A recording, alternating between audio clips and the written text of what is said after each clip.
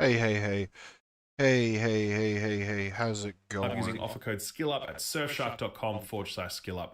Gamers, when Concord was first revealed, I made a flippant, offhand joke being like, oh, let's hope it doesn't follow the same fate as other things with Concord in the name. Sadly, much like my accidentally prophetic gag about Sony buying Bungie, my powers of prescience were painfully precise yet again, because just today, at around 3 a.m. Sydney time, Concord followed both the jetliner and the cruise liner into the annals of history. Concord is no more. Let's begin with the official statement from Ryan Ellis, game director at Firewalk Studios. Quote, Concord fans, we've been listening closely to your feedback since the launch of Concord on PlayStation 5 and PC, and want to thank everyone who has joined the journey aboard the North Star. Your support and the passionate community that has grown around the game has meant the world to us. However, while many qualities of the experience resonated with players, we also recognize that other aspects of the game and our initial launch didn't land the way we intended. Therefore, at this time, we have decided to take the game offline beginning September 6, 2024, and explore options including those that will better reach our players. While we determine the best path ahead, Concord sales will cease immediately, and we will begin to offer a full refund for all gamers who have purchased the game for PS5 and PC, end quote. They're then going to provide some specifics about refund processes based on The whole fucking... quote, we'll keep you updated, and thank you again to all free gunners who have joined us in the Concord Galaxy, end quote. This is quite possibly the single biggest flop in the history of AAA gaming. This was a game conceived around 8 years ago and in active development for around 4 years. It was a studio of around 150 people, many of them industry veterans from games like Destiny, Call of Duty, Halo, and more. Most notably, this was a first-party Sony release because Sony bought Firewalk Studio after having played Concord. They were so certain that this was going to be the next big thing that they skipped over the marketing partnerships they've done with games like Death Stranding or the exclusive partnerships they've done with Final Fantasy games. They just went straight to owning the entire studio. And now with the development cycle wrapped and the game launched, Concord was averaging fewer concurrent players than there were people working at the studio. Finding parallels to this sort of failure is difficult, but there are some, and none of them are at all flattering. The Day Before immediately comes to mind, a game that was an actual, well-documented scam which launched so badly after all its lies and fake trailers that the publisher pulled it from sale and issued refunds to anyone that bought it. Before that, Sega bit the dust on their live service shooter before it was even released. Hyenas was in development at Creative Assembly for over 5 years and was actually the most expensive development project ever undertaken at Sega, but their executives looked at that game and said, better to bin this than release it. Amazon's Crucible is another really good parallel. Now, this one actually did release earlier than intended because it was during the pandemic, and Amazon's executives saw an opportunity to launch the game while we were all stuck at home. Sound logic, except for the fact that the game wasn't finished. When I reviewed it, I was like, take this down, put it back into beta, finish it, and then release it. Amazon did take it down, but rather than continue developing it, they scuttled it entirely. A more recent parallel might be Suicide Squad. That is, of course, still available for sale, though at the time of writing, there are 95 people playing that one on PC. That one was in development for over a decade at Rocksteady and cost Warner Brothers hundreds of millions of dollars, despite Warner Brothers executives believing right up until the moment of its release that they had a billion-dollar game on their hands. I mean, Redfall also has to come into this conversation, right? Like, if we're talking about first-party releases that bombed catastrophically, then we can't not mention that one. Crazy to imagine that Phil Spencer said that internal reviews for that one put it well above the 56 Metacritic score that game ended up getting. And it's like, dude, how? Who are these people internally reviewing your video games? And for me, that's actually a really important through line in all of this. Concord's failure seems at least partly like it could have been avoided, because we all fucking told you this would happen.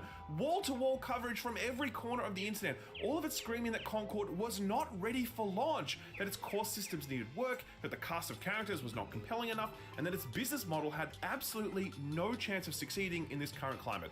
Hell, there were 2 betas with deeply disappointing player counts, and Sony themselves would have been able to see how weak their pre-order numbers were.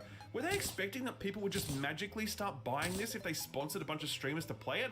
Like, come on, man, who are you listening to internally? that leads to outcomes like Crucible, like Suicide Squad, like Redfall, and like Concord. As for the future of Concord, the blog post from Firewalk did strongly hint at the idea of this pivoting to a free-to-play model, and yeah, obviously that would help.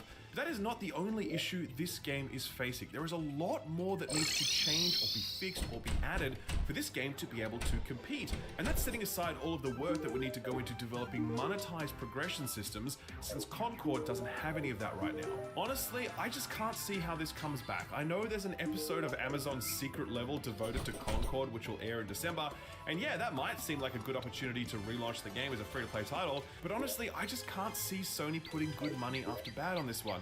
Their entire live service push has rocked this publisher to its core, with numerous cancelled projects and misfires, other than Helldivers 2 obviously. So I personally would expect that Sony are far more likely to retreat to safer territory rather than double down, but hey, you never know. Okay, so that's Concord, but while we're in this general territory, we just got an update on what's happening with Rocksteady after the flop of Suicide Squad, and it's exactly what we all knew would happen. Eurogamer is reporting that the studio has begun laying off staff, with the quality assurance team more than halved, going from 33 people down to 15. There are reports of other discrete cuts, including someone who is actually on paternity leave, but it doesn't appear to be a mass layoff affecting all departments at all levels. Interestingly though, Eurogamer are reporting that with so many QA jobs cut, there has been a, quote, acknowledgement by Rocksteady's senior management what I that was product quality doing will with now this. suffer as a result, end quote. That's something anyone playing Destiny right now can certainly sympathize with, but that's a story for another episode. Alright, plenty of Xbox news this week as well, and a lot of it isn't great, but let's start with some good Xbox news first. Recently, Sony announced that the price of the PS5 in Japan would be increasing by over 20%. They gave people a grace period for that, which led to consoles being quickly snatched up this past week, selling out in multiple locations across Japan.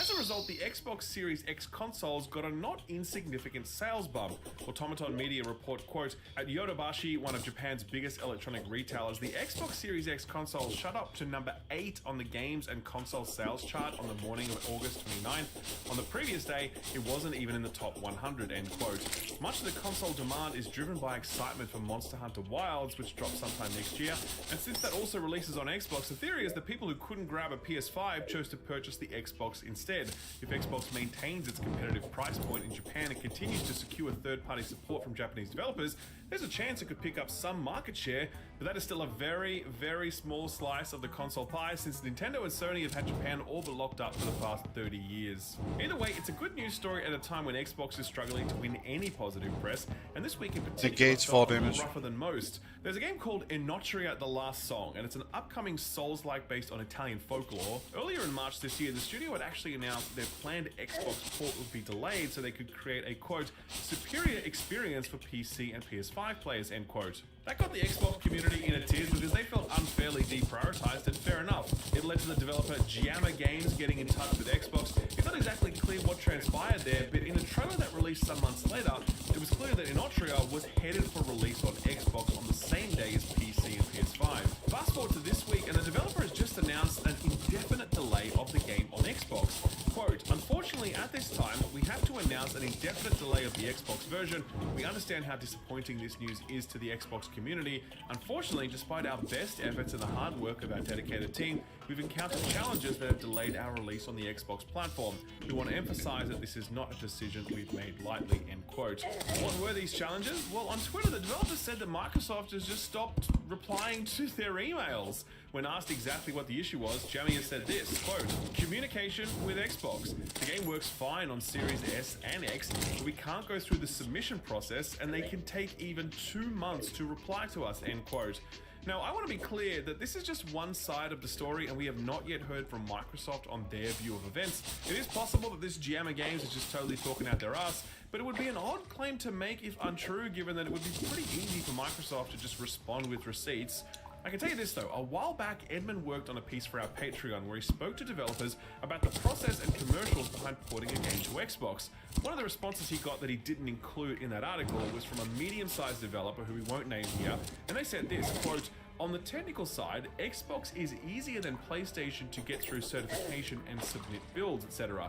The biggest issue, and it's the same with all of them really, is they never reply to emails. You have to constantly be on them to get a response. Not sure if they're overworked, lazy, bad at their job, etc. I used to think it's because we're small fry, but I've heard the same from others, end quote. So to be clear, this is a person who says that Xbox's certification process is actually easier than Nintendo's and Sony's, but that all platforms are hard to reach when it comes to the certification process. Interesting to note that Giamma have not blamed this delay on the challenges imposed by porting the game to the Xbox Series S. To the contrary, they've actually said that the game runs better than expected on that platform.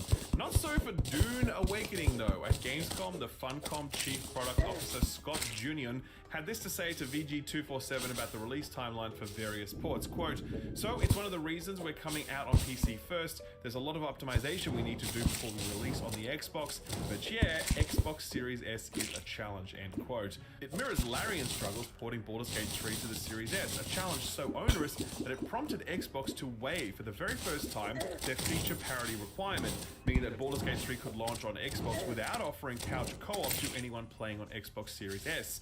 When we interviewed studio boss Sven Vinke on the Friends Per Second podcast, he said that doing a simultaneous release on all platforms was killing them, and that once they delayed the Xbox port, they felt like they had more breathing room to focus on each platform properly. We asked Sven flat out, "Do you think the Xbox Series S holds back game development?" And he said this, quote, "It just defines certain parameters in which you have to develop, and there are ways of doing that. It just takes development effort," end quote. And that seems to be the theme. You can certainly get your game running on the Series S. It's actually a remarkable piece of hardware given its size and price point, but it does require additional development effort, and that can make things tricky depending on timelines, budgets, etc. All of this touches on a very puzzling situation surrounding Black Myth Wukong. Now that game has gone on to have a level of success that no one could have anticipated. It's already sold through 10 million units. It is the second most concurrently played game of all time on Steam, and it was apparently so popular in China that it caused a nationwide sellout of PS5s. You know how much of a bounce Xbox got out of this release? Zero, because Wukong did not release on Xbox. And at this point, we don't exactly know why. According to developer Game Science, they have said they delayed their planned Xbox port so they could optimize it for X and S. But you gotta guess, they really mean they're trying to squeeze this visually ambitious game into the Series S. That was a claim that was subtly contested by Xbox, who put out their own statement saying that they, quote, "can't comment on deals made by our partners with other platform holders," end quote. Which implies that Game Science has some sort of exclusive deal stopping it from coming to Xbox. That was a claim backed up by Jez Corden of Windows Central and Paul Tassi of Forbes, who said they had sources confirming an exclusive deal does exist, but their reporting has been contested by Jeff Grubb, who says that no exclusivity deal exists, and his sources are very certain about that. What's weird is that Game Science could just come out and clarify this, but they haven't. We also personally approached them directly for comment through their PR agency and did not get a response. It's really weird, man. Like, if Xbox are going to come out and subtly accuse you of having some sort of secret deal, you should probably respond to that claim. Either way, missing out on Wukong has been a huge loss for Xbox. This is the kind of game that sells consoles, as we saw in China. And whatever the reason for Xbox missing out is, the situation certainly doesn't help put wind in their sails at a time when their console business really needs that. Separate to all of this, Phil Spencer sat down for a Storytime interview at PAX West, and he was very candid in that chat. At one point, discussion turned to Xbox not signing Destiny as an exclusive when they had the chance to do that. He wistfully lamented, quote, "I passed on some of the worst game choice decisions," end quote. He told the story about how he passed on signing Guitar Hero as an exclusive, saying jokingly, quote, "I hear that turned out to be a pretty good game," end quote. The interview has been picked up widely and has led to plenty of criticisms of Spencer, like he's admitting that he's bad at his job or whatever, but that's really not it. There's lots of things to criticize Phil Spencer for, choosing to release Redfall, for example, or shuttering Tango Gameworks as another example. But this moment was just a guy reflecting on the fact that it's impossible to accurately predict 100% of the time what's going to be a hit or a miss in this business. So while I think we should keep up the pressure when it comes to things like fumbling IPs or needlessly laying off staff, I think we can lay off this particular interview. A quick lightning round to finish off. Legendary Capcom creative Hideaki Itsuno is leaving Capcom after 30 years with the company. This man directed Power Stone 1 and 2, Auto Modelista, Devil May Cry 3, 4, and 5, plus Dragon's Dogma 1 and 2. There are very few people in the history of video games with a CV like that, and Itsuno says he'll now embark on a new adventure, making games somewhere else. He hasn't said where yet, so stay tuned. Remedy has found a publisher for Control 2, and it's Annapurna Interactive. It's a strong partnership given Annapurna's footprint footprint in the TV and movie business, and the deal is predicated on Annapurna being able to license both Control and Alan Wake for various transmedia projects. Genuinely sounds like a win-win to me. Very happy that Remedy have the certainty and funding that they need to continue building their weird-ass games. And finally, super disappointing news about Visions of Mana, which came out just this week. The studio that made it, they've already been shut down. Bloomberg reports that NetEase and Tencent are pulling back on their Japanese footprint after having little to show for it despite significant investment. NetEase owns Uka Studio, who just put out Visions of Mana, a game published by Square Enix. Visions of Mana is actually a very solid game, as we'll discuss later in the show, so this does seem particularly cruel. I can't imagine what it would be like to be fired in the same week that players are playing and loving the game you worked on for years prior. That sadly is the state of the video games industry in 2024. So what got announced or delayed this week? Well, Nintendo actually hosted two back-to-back webinars this week, the first being a partner showcase and the second was an Indie World showcase. Let me cut to the chase and answer the question I know you're already asking. No, there was no Silk Song. Don't be ridiculous. Silk Song does not exist. It is just another Australian hoax like Drop Bears and Raygun. The showcase did have plenty of video games that do exist though, like the Balatro Friends of Jimbo update, which is a free DLC that adds cosmetic cards inspired by The Witcher 3, Vampire Survivors, Day the Diver, and Among Us. Love that. Never got a release date, which I'm very happy about since this is the next game from the team that made Gris, and it's basically Gris 2. It truly is, and I'm ecstatic about it. It arrives on the 15th of October.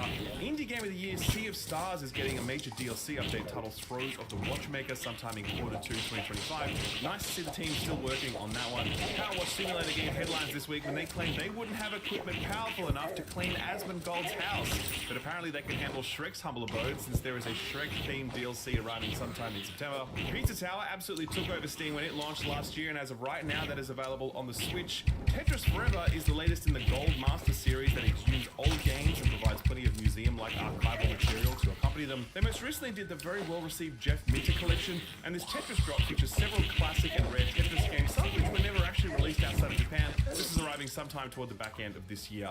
Speaking of retro bundles, Capcom Fighting Collection 2 is the second volume in a series that brings back popular and lesser-known Capcom fighters. This one has Capcom vs SNK Mark of the Millennium 2001, which is apparently a very big deal, and the fighting game community are going nuts over this. But it also has Power Stone 1 and 2, Street Fighter Alpha 3, Capcom Fighting Evolution, and a few more. No date for this one yet, but it's arriving sometime in 2025. That previously announced Suikoden 1 and 2 remaster now has a release date locked in for March 6 next year, and the Dragon Quest 3 HD 2D remake will arrive on November 14th.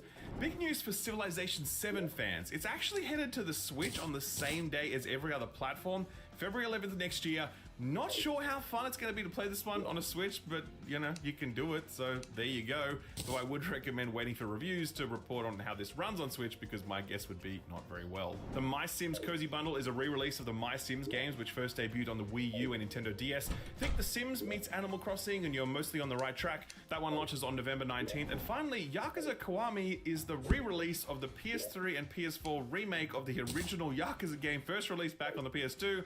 It's now making its way to Switch on October 24th, meaning that Nintendrones will be able to begin their adventures through Kamurocho and beyond, though you will need to continue that journey on other platforms if you're hungry for more. And those were the Nintendo webinars, or at least the highlights, because there was actually way more stuff announced there, and there's no way I could cover it all. If you want to see the full showcases, you'll find them over on Nintendo's YouTube channel. All right, moving right along, what else got announced or delayed this week? Well, Copycat is a game we shouted out last year in our Put This On Your Radar segment. It's a bit of a tearjerker since it's about a cat who gets replaced. So if you're in the mood to feel really sad, then this one now has a release date September 19th, exclusive to PC. Circling back to Yakuza for a moment, RGG have just announced that RGG Summit 2024 is happening on September 20th, and it's there that we'll no doubt find out what the next Like a Dragon game will be, with it likely being shown in more detail and perhaps even playable at Tokyo Game Show. That live stream is happening on the 20th at 7 p.m. Japan time, so RGG fans, mark your calendars. Croc is back, and I couldn't be happier because I love me some Croc back in the day. A Croc remaster has been announced from developer Argonaut Games, who actually made the original, and now they've kind of reformed as a boutique publisher for this project. The remaster promises HD graphics, new controls, and a digital museum with design documents art, interviews, and all that good stuff. Great to see Croc getting the love and attention he deserves. While Concord is on its way to live on a farm with all the other live services we haven't heard from for a while, Square Enix have just announced that their recently released live service shooter is going free to play. We're talking, of course, about Foam Stars, which launched earlier this year to middling reviews and plenty of complaints about egregious in-game monetization. Square did sand back some of that cash shop stuff to make it less offensive, but the game is still exclusive to PS4 and PS5, which seems like a massive own goal given that Steam would be a rich source of players to prop the game up. Either way, if you have a PlayStation and didn't grab this when it was a PS Plus offering, you can grab this for free from October 4th onwards. Speaking of PlayStation, a release date leak that looks fairly legit but should still be taken with a grain of salt is LEGO Horizon Adventures, which will apparently arrive on PS5, PC, and the Switch on November 14th. That leak comes courtesy of a now scrubbed link on the PlayStation website, which is why the leak looks pretty legit. I did a preview for this one a little while ago. It's good, but it's no LEGO Star Wars or anything. A good one to play with the kids maybe, since good co-op games aren't exactly easy to come by. One delay announcement this week, and it's for Demon School, an indie title with a fair amount of buzz behind it. It's doing the whole Persona Shin Megami Tensei thing, but with Italian horror vibes. The team says they need more time to flesh out the world, and as such, the game will now arrive Q1 next year. Fair enough. 2 game cancellations this week, sort of. The first one is a real surprise and a huge body blow to Bandai Namco. Support for their recently released big budget MMO Blue Protocol will end on January 18th next year. If you haven't heard of Blue Protocol before, there's a good reason for that. It was never actually released outside of Japan, despite Bandai having every intention of doing so. Now that global launch will never happen, as the entire game will be taken offline, with Bandai providing only vague reasons as to why. Quote, "We wanted to deliver an experience that is like stepping into the world of anime, and we have been challenging ourselves to create a world where each and every player can enjoy adventures as the main character of the anime. We have worked hard to prepare for the release, however, we have come to the conclusion that it will not be possible to provide a service that satisfies all of you," end quote. The reality is that, unfortunately, this game just totally bombed in Japan, unable to capture a player base and plagued with issues that gave the community no hope that things would improve. The significant investment that Bandai made into it blew a massive hole in their earnings, leading their online division to become insolvent. A true disaster for Bandai. The next FromSoft game cannot come soon enough. The other cancellation was of the more secret variety. Liam Robertson of Did You Know Gaming recently reported on the cancelled Crash Bandicoot 5 game that was in pre-production planning over at Toys for Bob before Activision canned it due to low sales for Crash Bandicoot 4. Apparently, the 5th entry in the series would have been a crossover of sorts, with Crash Bandicoot teaming up with Spyro the Dragon for an all-new adventure. Can you imagine how peak that would have been? I am so That would mad have at been Bobby amazing. for a lot of reasons, but shutting down such a promising premise is yet another reason to strongly dislike this man. If you want to catch the full story on the Crash 5 that might have been, I'll leave a link to the Did You Know Gaming video below the like button. So what came out last week? Well, that Akimbot arrived for all platforms bar Switch. It's that AA game that looks a lot like Ratchet and Clank from the PS2 era. Not many reviews out for this one yet, but the ones that are out are generally positive. Game Reactor, for example, scored it an 8 and said, quote, "I've enjoyed reliving the nostalgia of beloved games like Ratchet and Clank, Jak and Daxter, and Crash Bandicoot, but with a contemporary touch," end quote. Very much what we hoped for and expected. Emio the Smiling Man was a real out of left field drop from Nintendo, and it seems to have made a good impression. It's sitting at a strong 79 on OpenCritic, with most reviews hovering at that 7 or 8 out of 10 mark, like Press Start, who scored it an 8 and said, quote, "It's a testament to the team's strong writing that after so long, they can craft a story rich with drama and intrigue that sits firmly beside or even slightly above the other games. And perhaps that's just enough for now, but I can't wait. I hope we'll eventually see more of the Famicom Detective Club, hopefully less than 3 decades later," end quote. Not for nothing, but Edmund also played a bit of this one and found himself really enjoying it, so it looks like a pretty safe pickup if you're into the whole visual novel thing. Gundam Breaker 4 is definitely more Gundam Breaker, but the fans seem perfectly happy with that, as it now sits at a very positive 80% on Steam. Critics have it at about the same, a strong 78 on OpenCritic. TechRaptor scored this one as 7 and said, quote, "The story isn't the greatest and the hack and slash gameplay does get repetitive after a while, despite the ability to mix up skills. That said, if you're just looking for a model kit simulator, there's plenty of fun to be had until the next Gundam game comes around," end quote. Squirrel with a Gun, true story about this one. It peaked at over 2,100 concurrent players on Steam, making it 3 times more popular than Concord. It's like the hydrogen bomb versus coughing baby meme, except the coughing baby wins. 3 times. This is basically just a memey sandbox game like Goat Simulator, but with a well-armed squirrel. Apparently it's a decent enough time if you set your expectations at the right level. It's sitting at 81% very positive on Steam, and while there isn't an OpenCritic or Metacritic page, IGN actually reviewed this one, scoring it a 6.5 and saying, quote, "I still adore this violent rodent and have high hopes for a sequel that's bigger, more fleshed out, and less prone to crashing. but this first shot leaves a fair bit to be desired, end quote. Visions of Mana from the now defunct Uka Studios feels rather bittersweet in that this is clearly a worthwhile and well-made game from a studio that was shuttered the day they shipped their product. Currently it's sitting at a very positive 85% on Steam and a strong 77 on OpenCritic, and reviews tell the story of a classically inspired JRPG that's not without its problems, but it's got it where it counts. IGN were particularly complimentary, scoring it an 8 and saying, quote, there are definitely some pacing issues and some questionable design choices later on, and the occasional frame rate drop and awkward lip syncing can distract. But the flashy and exciting combat, deeply rewarding class system, and a cast of likable characters make Visions of Mana a winning comeback to the classic series all the same. And a great game even if you haven't spent decades waiting for it, end quote. Star Wars Outlaws arrived this week, but we actually covered the reviews for that one last week in the show. TLDR, a pretty lumpy reception with plenty of spread in the scores, resulting in a strong 77 on OpenCritic. Since then, I've actually uploaded my own review on the channel, link below the like button. A pretty rough comment section, let me tell you. A lot of people very down on Outlaws, and yeah, fair enough, I get it. As I said in my review, the game is littered with problems, particularly its core gameplay loop and the way the narrative unfolds. But for me, there was just enough for all of it to come together, especially in the final stretch of the game where everything is really firing on all cylinders.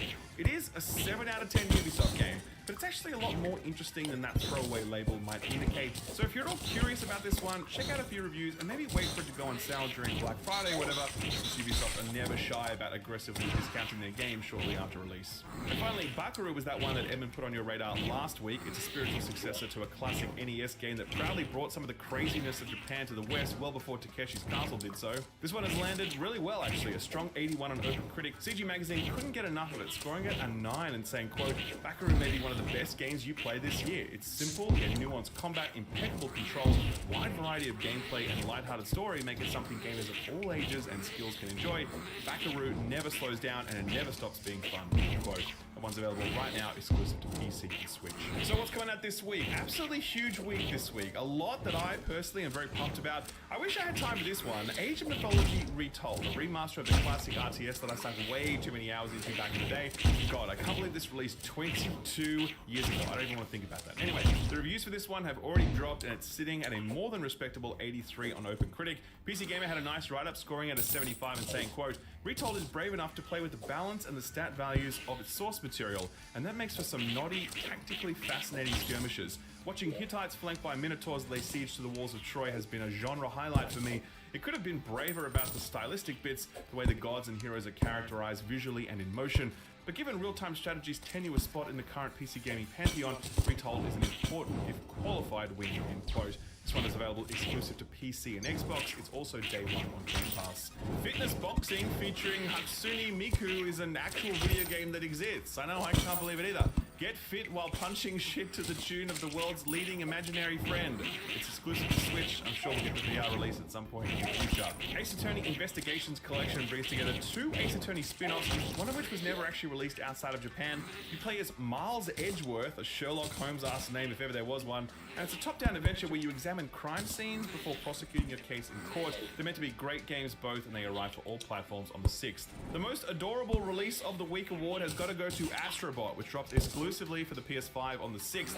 You guys all know Astrobot, or at least you would if you have a PS5, since Astro's Playroom got bundled with every PS5 for free, and it was so good that everyone demanded a proper, full-scale release 4 years later, and it's finally here, the biggest Astrobot adventure yet. Reviews for this one actually go up tomorrow night. I should have my review up then or very soon after that. I'm not allowed to say what I think about it now, but I can tell you that I'm very excited to tell you what I think about it, and I'm sure you can guess which way this review is gonna go. That'll be live on the channel sometime later this week, so if you want to know the minute it goes up, be sure to subscribe and ding that notification bell. NBA 2K5 arrives for all platforms on the 6th. It's a basketball game. That's literally all I know about it, and I'm not inclined to learn more, especially not when Warhammer 40k Space Marine 2 arrives 3 days later on all platforms bar Switch. Easily one of the most ambitious 40k games ever made. I spent over 10 hours playing it across 2 different preview builds in the past, and I've loved every single second of it. You can go back and see those 2 preview vids on the channel if you'd like to learn more about it, but it's not just a campaign experience to look forward to, it's also a co-op shooter thing like Left 4 Dead or Back 4 Blood, with unique classes and skill trees and weapon unlocks and cosmetic customization and tons more. This is a game that wants to be played and replayed for dozens of hours, and if the final experience is as good as what I played in those previews, I expect I'll be doing just that. Incidentally, reviews for this one go up about 2 hours after this video goes live. Honest truth is that I am just one guy, and having come back from Gamescom and then reviewing Star Wars Outlaws and now reviewing Astrobot, there simply wasn't time to also do Space Marine 2 for the embargo, so that is next cab off the rank for me. Do look forward to my review going live sometime next week.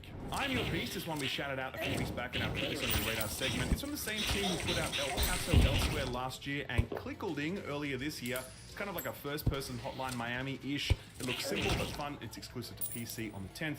Towerborn is one I've actually heard some great buzz about. This one was playable at Gamescom, and everyone who got their hands on it had positive things to say. It's a 2D side-scroller from the team who made the excellent Banner Saga games. Those were RPGs, but this is much more akin to like Golden Axe or whatever. And it's meant to also be a live service game, and that new content will be regularly rolling out. I don't know, I just really like the art style, I really trust this team, and I certainly trust all the people I've spoken to about it who had very positive takes. It's actually being published by Xbox, and it launched into early access on the 10th, exclusive to PC for the moment. And finally, Satisfactory is one of the highest rated games across all of Steam. 97% overwhelmingly positive, with nearly 150,000 reviews counted. And the game isn't even finished yet. That all changes this week, though, when Satisfactory launches into 1.0 on the 10th, exclusive to PC. This thing has been in early access for 5 years now, with dozens of updates that have fashioned it into one of the most beloved automation games on the market. A genre with some fairly stiff competition, with stuff like Factorio and Shapes. Satisfactory has always stood out, though, thanks to its first-person perspective, as well as its smattering of exploration and combat to spice things up. It's as popular as it is for a reason, so if you're one of those people that steers clear of early access releases until they're fully baked, then this one is now ready to take out of the oven. Enjoy. Hey, put this on your radar.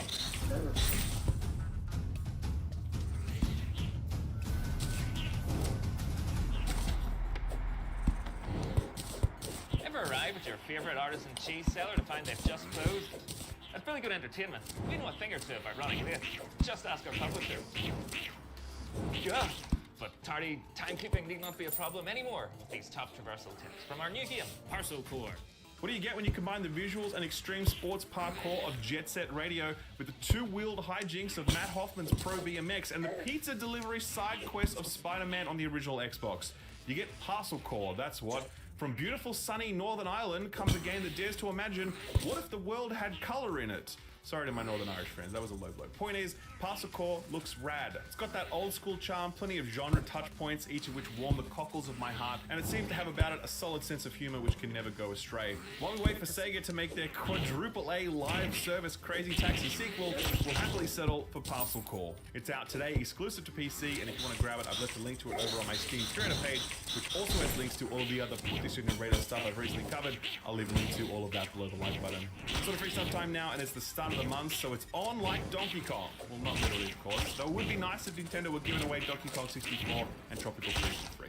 Kicking these off, as always, is Epic, who right now are giving away Wildcard Football, a deck builder spin on NFL that's meant to be a pretty good time. One last-minute edition that got past us last week was the Fallout Classic Collection, comprising Fallout 1, 2, and Tactics. That's all available right now, but grab them quick because later this week they'll be replaced by the UK's #1 reason for marriage breakdown, Football Manager 2024, as well as Sniper Ghost Warrior Contracts. I've never played any of these sniper games, but they keep making them, so there's got to be something to them. The PS Plus Essential lineup for the month isn't much to write home about. If you're a Harry Potter fan, then Quidditch Champions is a day one new release. Reviews aren't live for this one yet, so no word on if it's good or not. MLB The Show is definitely good though, and that's on there, as is the excellent Little Nightmares 2. Very well timed since Little Nightmares 3 will be dropping sometime next year. Prime Gaming is doing its Middle-earth best to pump prime the Rings of Power Season 2, which just launched on Amazon Prime. I hear it's better than the first season, but goddamn is that a low bar to clear. Right now, Amazon Prime subscribers can get Lego Lord of the Rings, Middle-earth Shadow of Mordor, and Middle-earth Shadow of War, with the last one only being playable via Amazon Luna, their cloud streaming service.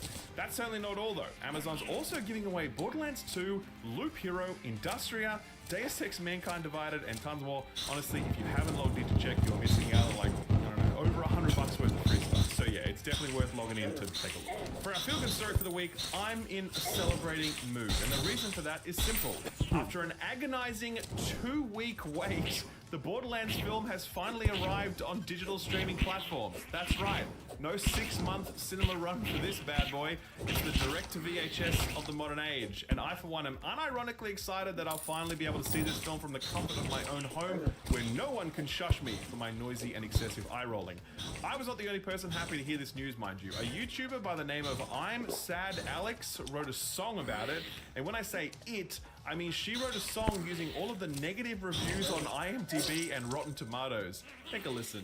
If Zoolander 2 and Dragon Ball Evolution had a baby, and that baby had a baby with the son of the mask, Borderlands would still be worse than that. Go take a nap, go pet your cat, go stare at a wall, go on a shopping spree, or take a dancing class, or walk your pet fish, but don't watch this.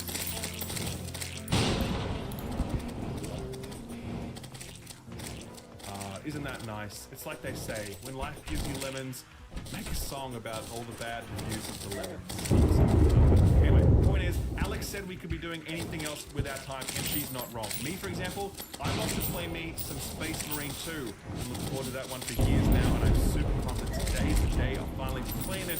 Do keep an eye out for that Astra review going up very soon too. And also for the Friends Per Second podcast over the weekend, since we'll actually be interviewing a member of the Astra development team about their journey from a tech demo to one of the most beloved parts of Sony's first-party IP portfolio. Really looking forward to that chat. This video is a wrap though, so don't forget to slap that like button nice and hard, since that's what keeps the lights on around here. And be sure to subscribe and ding the notification bell if you'd like to stick around and do it all over again next week.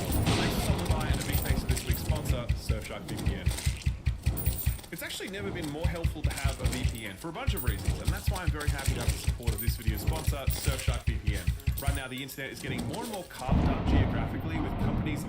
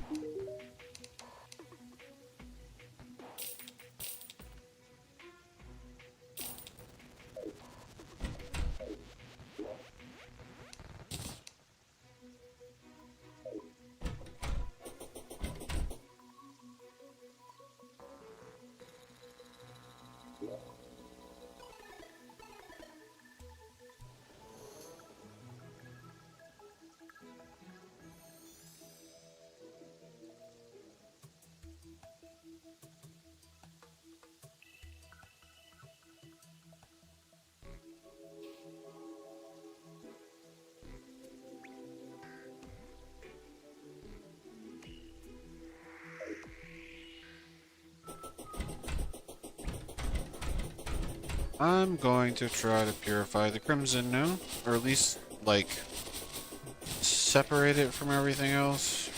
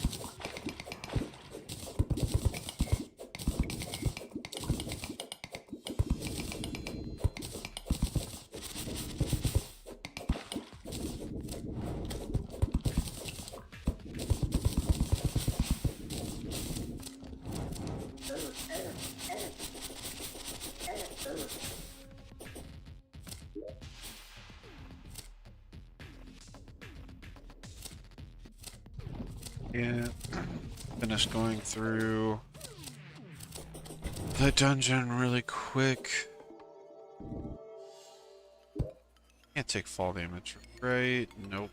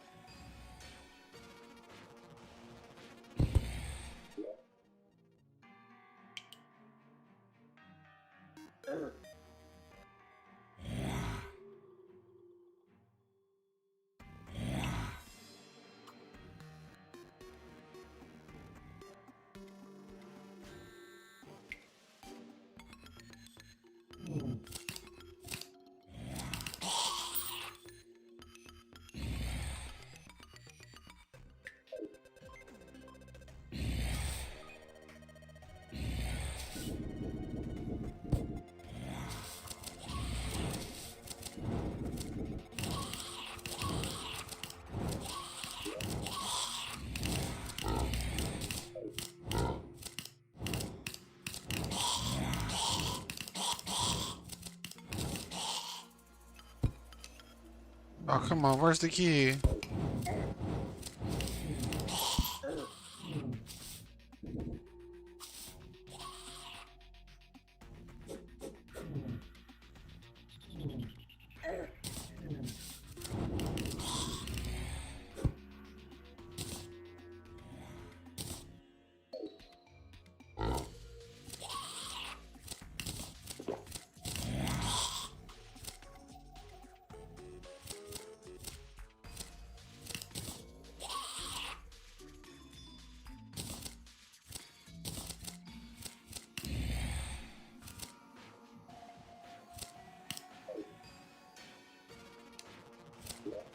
Fuck, what did I do with that?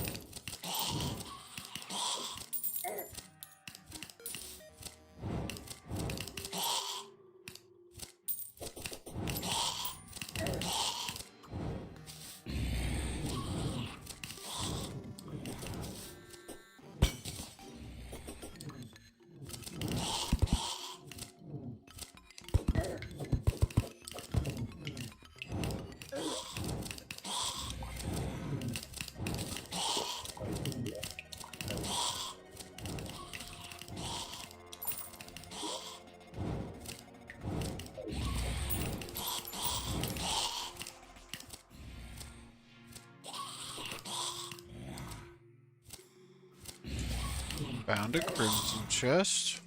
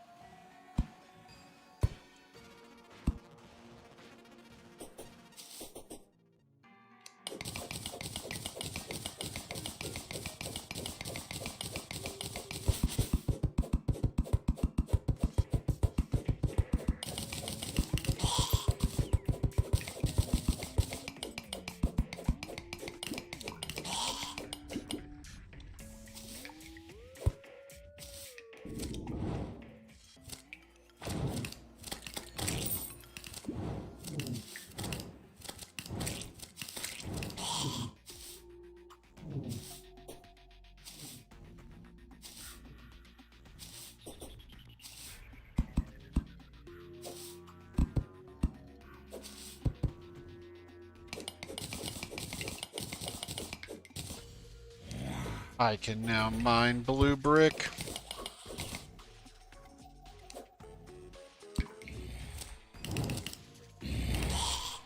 What? What?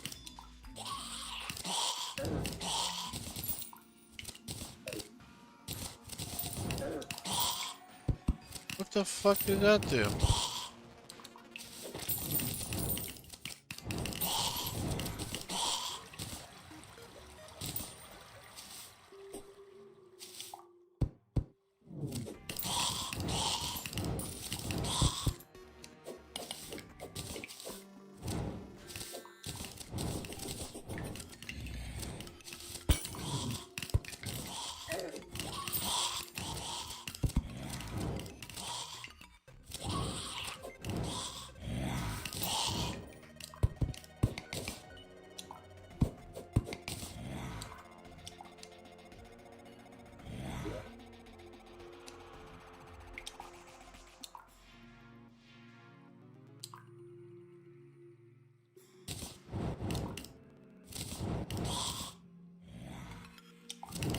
Gonna equip the fucking what?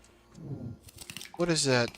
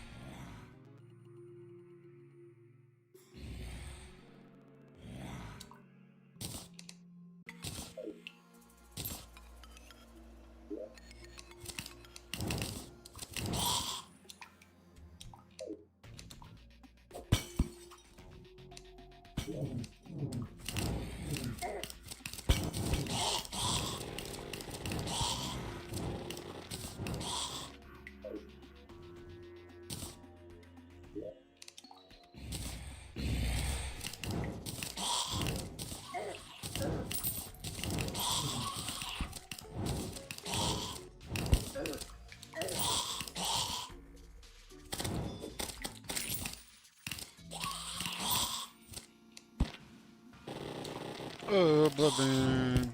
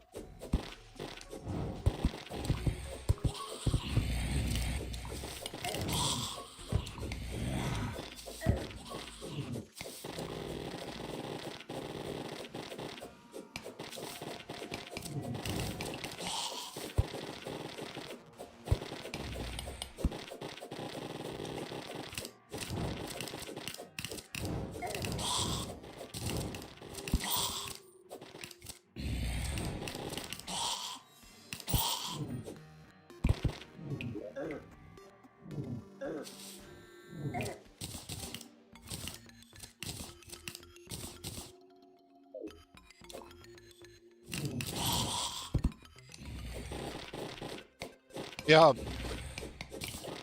What? Yeah.